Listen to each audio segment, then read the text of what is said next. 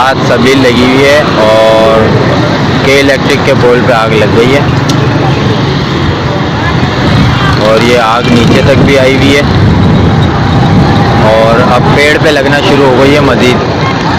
और अभी तक फायर ब्रिगेड का नहीं पता है और रात में यहाँ पे जुलूस है।